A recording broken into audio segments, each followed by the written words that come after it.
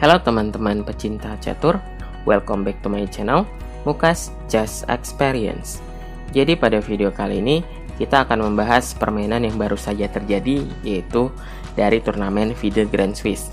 Dan permainan yang akan kita ambil di sini adalah permainan antara Hikaru Nakamura melawan Fabiano Caruana. Dan langsung saja kita ke permainannya, dimana di sini Nakamura memegang buah putih dan Fabiano Caruana memegang buah hitam. Dimulai dengan permainan pion ke E4, lalu pion ke E5, kuda ke F3, kuda ke F6. Dan di sini kita melihat opening Petrov, tapi Nakamura menolak bermain Petrov dan dilanjutkan dengan kuda C3, lalu kuda C6 dan pion ke D4. Dan di sini kita melihat opening Scott varian 4 kuda. Dilanjutkan dengan pion makan pion, kuda makan pion, dan gajah ke B4. Lalu kuda makan kuda, pion makan kuda, dan gajah ke D3 di sini. Jadi di sini hitam melihat adanya kemungkinan tekanan terhadap kuda, maka hitam melakukan sebuah upaya menyerang petak pusat putih dengan pion ke D5. Dilanjutkan dengan pion makan pion dan rokade pendek untuk hitam. Di sini hitam mencoba memprovokasi putih untuk memakan pion yang ada di C6. Jika di sini putih tetap rakus untuk memakan pion, maka ada langkah benteng ke E8 dan saya pikir di sini akan sangat sulit untuk putih mengembangkan permainannya setelah langkah benteng ini. Sebagai contoh, jika gajah ke E2, maka mungkin ada gajah ke E6 dan semua buah milik hitam sangat aktif menyerang ke arah raja milik putih, dan putih sedikit kesulitan untuk mengembangkan permainannya setelah ini. Oke, oleh karena itu di sini di posisi ini Nakamura memilih untuk melakukan rokade pendek saja dan melanjutkan permainan dengan sangat normal ya. Dan setelah pion makan pion, lalu pion ke H3 dengan tujuan untuk mencegah gajah ke G4, dimana di langkah selanjutnya putih ingin memainkan menteri ke F3 sehingga tidak ada ancaman terhadap menteri putih nantinya. Gajah ke E6, menteri ke F3, dan kita lihat di sini sesuai rencana, dan hitam mencoba bermain aktif dengan pion ke C5. Dan mungkin ada ancaman pion ke C4 di langkah selanjutnya yang membuat gajah akan menjadi sedikit pasif ya. Oleh karena itu, putih menjalankan benteng ke D1 untuk mencegah rencana hitam dan melakukan pin secara tidak langsung terhadap menteri hitam. Dimana jika pion ke C4 di sini, maka akan tinggal dimakan saja oleh putih dengan gajah makan C4. Jadi setelah gajah makan C3, pion B makan C3, di permainannya dilanjutkan dengan menteri ke A5 oleh hitam, dimana kita mencoba menyerang pion C3, tapi pion ini tidak perlu dijaga ya, karena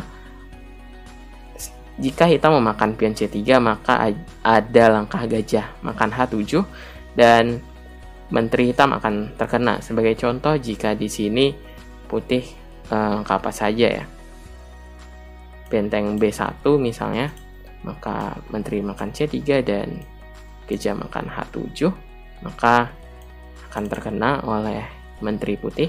Oleh karena itu, di sini Caruana tidak menghiraukan pionnya dan tetap melanjutkan perkembangan dengan gajah ke G5, dilanjutkan dengan kuda ke E4, lalu gajah makan kuda, pion makan kuda, dan menteri ke G3, melakukan ancaman tidak langsung terhadap raja hitam dengan gajah ke F6 di langkah selanjutnya.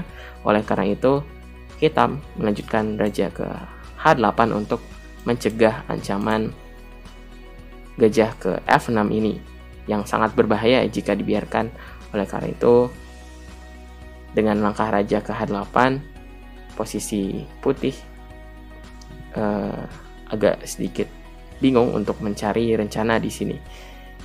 Dan putih di sini melanjutkan dengan pion ke 4 untuk menghilangkan tekanan dari dua buah milik hitam, yaitu menteri di A5 dan gajah di E6. Dilanjutkan dengan benteng F ke E8, benteng ke D6, pion H6, gajah F4 dengan kemungkinan ancaman gajah ke E5.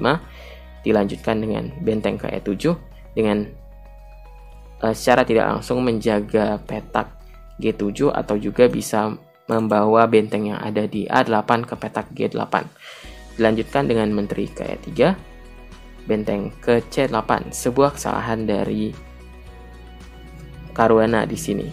Dan dengan langkah yang sangat baik dari Nakamura melakukan pengorbanan gajahnya dengan gajah makan H6 di sini.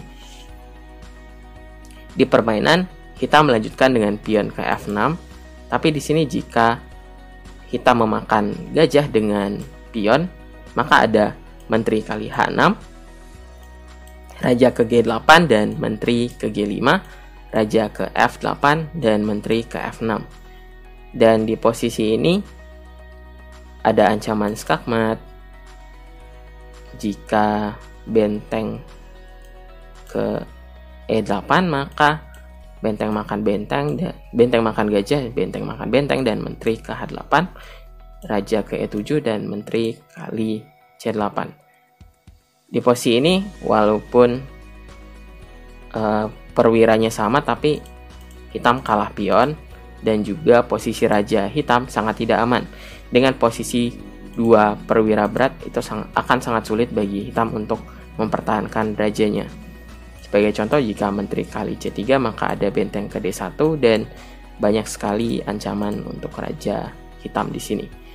Oke, kita kembali ke permainan. Oleh karena itu, Caruana menjalankan pion ke F6, dilanjutkan dengan menteri kali E4, menteri kali C3. Jika di langkah ini hitam memakan gajah lagi, maka benteng kali E6, dan saya pikir di sini akan terlihat sangat jelas posisi raja hitam sangat tidak aman. Putih juga mengancam benteng. Jika benteng ke F8 bisa mengaktifkan dengan benteng ke D1 dan menteri ke E7 sambil mengancam benteng, dan ada langkah benteng ke D7 di langkah selanjutnya. Ancaman skakmat yang sangat sulit dihindari. Oleh karena itu, di sini di posisi ini